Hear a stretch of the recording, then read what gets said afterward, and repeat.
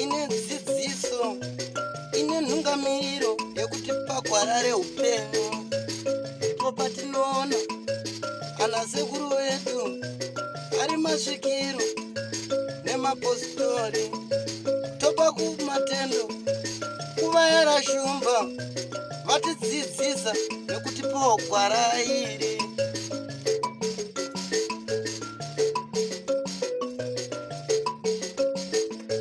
Mwana kudzanai muchemwa anoda rubatsiro. Ngatibatsirei kudzanai muchemwa.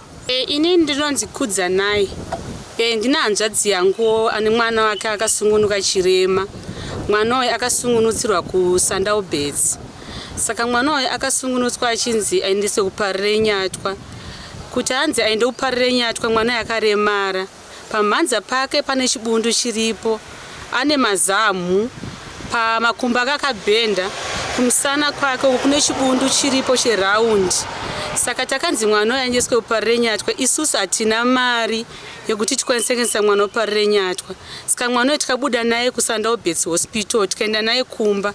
Saka patikutoshayawo mari yekuti mwana aende kuchipatara kuParire Nyatwa Hospital.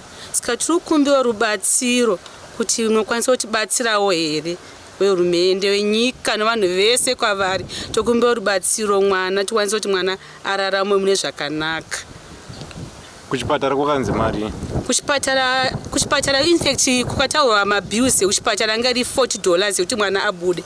Asi kuSandau Beds kukanzi twangonzi kudwa 150 ambulance. Simva tati mari ambulance atina, tine mari yokwanisa kuti budise mwana muchipatara. Totsvaga mari mwana tinaye kumba. Kuchipatara kuParire Nyatwa hatisati taenda kuti tipiwe information yekuti mwana ari kuda mabills emari yakati. Saka tikutotsvaga mari yekuti tiende nemwana kuParire Nyatwa, asi hatina mari yacho pari zvino, tikatiomera. Ini ndinonzi Primrose Mushandi. Mwana wangu ndakamuzvara musi wa9, asi ndakanzi mwana anofanira kuenda kuchipatara Parire Nyatwa. Mwana uyu ane dambudziko rekuremara makumbo, pamhanza, musana nemazamu. Asi baba wake anonzi Stephen Muchemwa. Ndinokumbira rubatsiro. Vanoda kukubatai vanokuwanai panhamba dzinoti chii? 0776 274 347. 0776 274 347. Ndimaina nhivi dzebonde. Ndiri muzukuru ndindabereka mwana uyu. Muzukuru mwana ndindabereka mwana komana.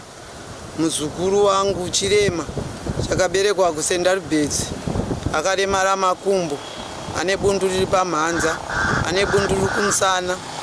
Zvino Sandau Beds vakanga vatiwo tiri kuda 150 kuti mwana aite transfer letter yekuenda kuHarare. Ndakachema ndakati handikwanisa kuiwana mari iyoyo. Ndakakwanisa kuwana $40 ndikakwanisa kuwana kuti ndibudise mwana wangu muchipatara kuti ndiye naye kumba. Ende pari zvino handina kana mombe kana huku chaiyo kana mbudzi handinaye, asi ndiri kukumbirawo vanhu hurumende kuti mundibatsirewo pamuzukuru wangu mwana womwana komana anoitwa Stephen Muchemwa. Ndofunga muri kuzvinzwa kamuri yeZimbabwe vari kuda rubatsiro vanokwanisa kunge vachibatsira. Batsirai nepese pamunogona. Hanzi rwakakomborerwa ruoko runopa pane runoda kugamushira. Naizvozvo tinokumbira vese vanokwanisa kuwana padoko pavanenge vawana vange vachikwanisa kubatsira. Nhamba dzavo vataura munovabata ipapo. Vanenge vatadza kuvabata munotibata veDrumas Media tokusanganisai navo kuti vakwanise kungeka vachirapisa mwana.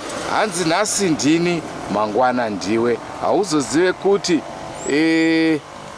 kana zviri kwaanhingi nhasi mangwana zviri kwaani.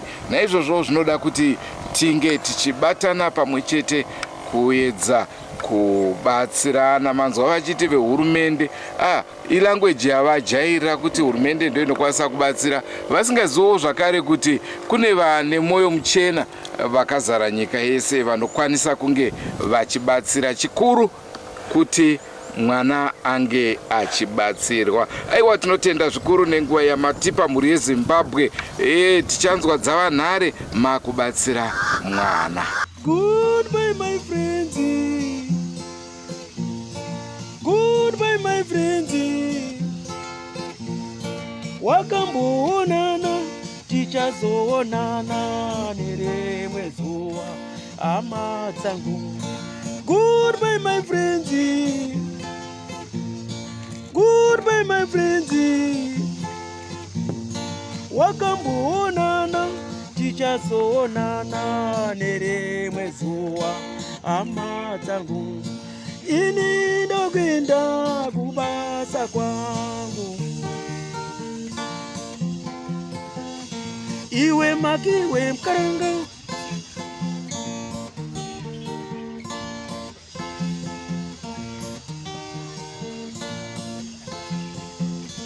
iwe makiwe mkaranga, iwe makiwe mkaranga.